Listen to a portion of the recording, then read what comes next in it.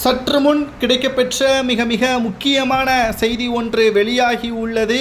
திமுகவின் மிக முக்கியமான அமைச்சர் சுப்பிரமணியன் அவர்களை எச்சரிக்கை செய்த சிறப்பு நீதிமன்ற நீதிபதி நாம் ஏற்கனவே கூறியதுபடி அடுத்த அமைச்சர் சுப்பிரமணியன் தான் என்பதை பேசியிருப்போம். அதுவும் நில மோசடி வழக்கில் மனைவியுடன் சிறைக்கு செல்வார் என்பதையும் கூறியிருந்தோம். அதன் தொடர்ச்சிதான் இந்த வீடியோ.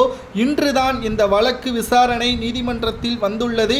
நீதிபதி தெரிவித்துள்ள அதிகாரப்பூர்வமான அறிவிப்புகளை தான் நாம் இந்த வீடியோவில் பார்க்க போகிறோம். அதாவது நேரடியாக சுப்பிரமணியன் ஆஜராகாத காரணத்தினால் கடுமையான எச்சரிக்கை செய்ததுடன் அடுத்த ஹியரிங்கில் ஆஜராக தவறியதால் நிச்சயமாக பிடிவாரண்டை நாங்கள் மேற்கொள்வோம் என்று நீதிபதி எச்சரிக்கை செய்துள்ளார். அமைச்சராக இருந்தால் என்ன, எம்எல்ஏவாக இருந்தால் என்ன என்பதற்கேற்பதான் சட்டத்திற்கு முன்பு அனைவரும் சமம். ஏற்கனவே ஒரு முறை வாய்ப்பு வழங்கப்பட்டது, இரண்டாவது முறை வாய்ப்புகள் வழங்கப்படாது என்பதை எச்சரிக்கை செய்துள்ளார்.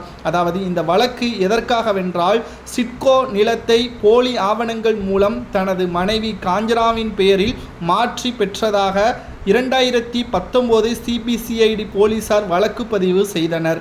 இந்த வழக்கை விசாரணையை ரத்து செய்ய கோரி உயர்நீதிமன்றத்தில் மனு ஒன்றை கடந்த மார்ச் மாதம் செய்தார். இந்த மனுவானது நிராகரிக்கப்பட்டு வியாழக்கிழமை தீர்ப்பும் வந்தது. அன்றைக்குத்தான் நாம் வீடியோவும் பதிவு செய்தோம்.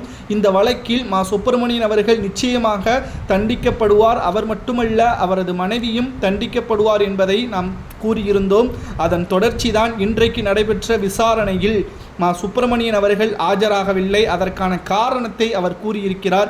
எனது உறவினர் திருமணம் நடைபெற்ற காரணத்தினால் என்னால் இன்று செல்லவில்லை என்று வழக்கறிஞரின் மூலமாக தெரிவித்திருக்கிறார். இதற்கு சட்டத்திற்கு முன் அனைவரும் சமம்தான். நீங்கள் திருமணத்திற்கு செல்லுங்கள் அல்லது இளவு வீட்டுக்கு செல்லுங்கள், எதையும் நாங்கள் கணக்கில் எடுத்துக்கொள்ள மாட்டோம்.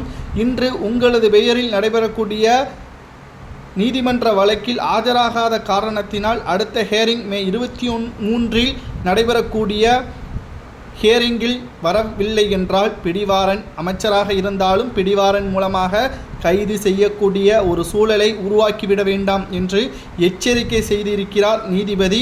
நீதிபதியை நிச்சயமாக பாராட்டலாமா? ஏனென்றால் பல்வேறு வழக்கறிஞர்கள் திமுகவிடம் பணத்தை பெற்றுக்கொண்டு திமுகவிற்கு சாதகமாக வழக்குகளையும் வாதாடியும் வருகிறார்கள். இந்த ஒரு வேளையில் நீதிபதி அமைச்சராக இருந்தாலும் கூட பிரச்சனை இல்லை, நீதிமன்றத்திற்கு முன் அனைவரும் சமம்தான் என்பதற்கேற்ப பேசியிருப்பார். அவருக்கு பாராட்டுக்களை தெரிவிக்கலாமா? உங்களது பாராட்டுக்களை கமெண்ட் வாயிலாக கூறுங்கள். நில மோசடி வழக்கில் சுப்பிரமணியனுக்கு என்ன தண்டனை வழங்கலாம் என்பதை கூறுங்கள்.